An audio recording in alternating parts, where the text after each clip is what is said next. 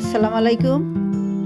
আজকে আমি গরুর মাংসের রেজালা করব। দেখেন, সব মশলাগুলো নিয়ে নিচ্ছি। ওই মশলাগুলি সব আমি গুঁড়ো করে নিব, যতটুকু লাগে অতটুকু দিব।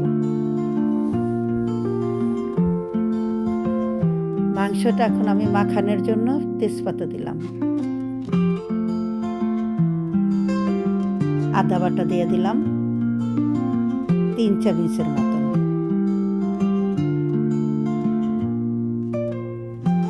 হলুদ বাটা দিলাম 1 চামচ, লাল মরিচ বাটা দিলাম 1 চামচ।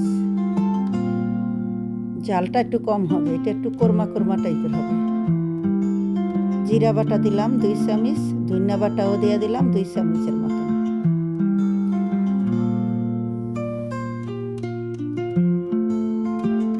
রসুন বাটা দিয়ে দিলাম 3 চামচ।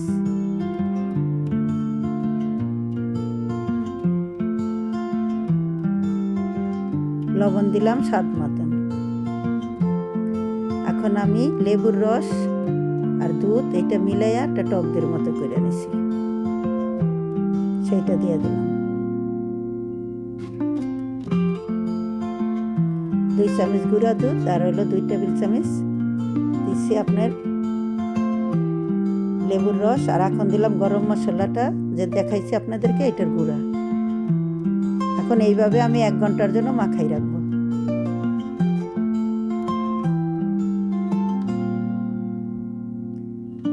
আমি যেভাবে মশলাগুলি দিয়ে মাখাই ঠিক এইভাবে আপনারা মাখাই রাখবেন, রাইখা তারপরে আপনারা ভুনা করবেন। দেখবেন একদম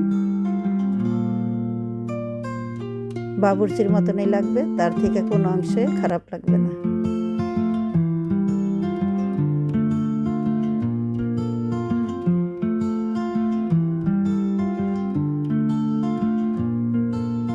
এটা করার জন্য আমি সিনার মাংস নিছি, হাড্ডিওয়ালা।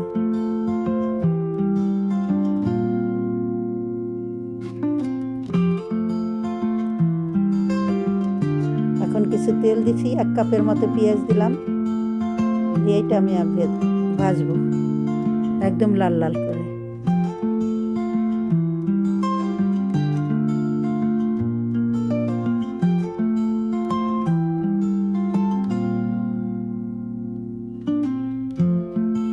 আমার পেঁয়াজটা লাল হয়ে গেছে, 1 ঘন্টা হয়ে গেছে। আমার মাংসটা আমি কিভাবে মাখাই রাখছি দেখেন।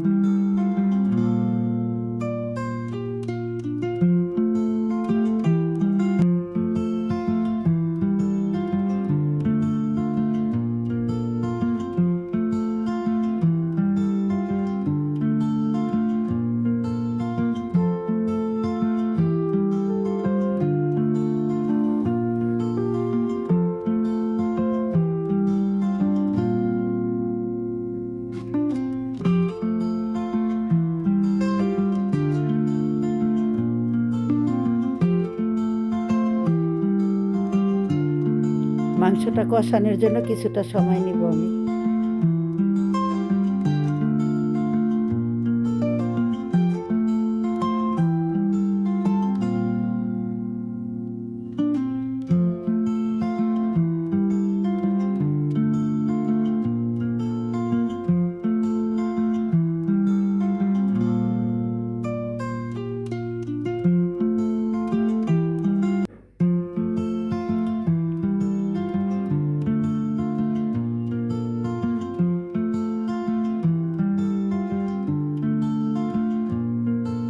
আরো 10 মিনিটের জন্য এটা ঢাকে রাখবো।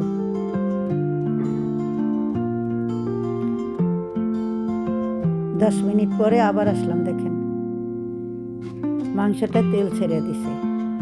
এখন আমি কিছু গরম পানি দিয়ে দিব, জল।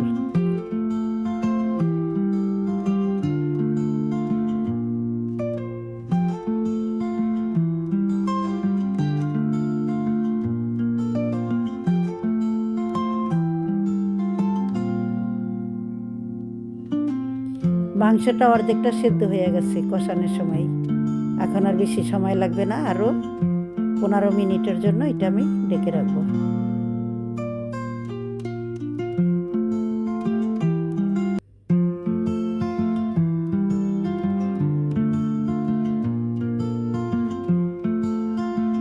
আসলাম 15 মিনিট আগে। পরে দেখেন এখন টালা জিরার গুঁড়ি দিয়ে দিলাম।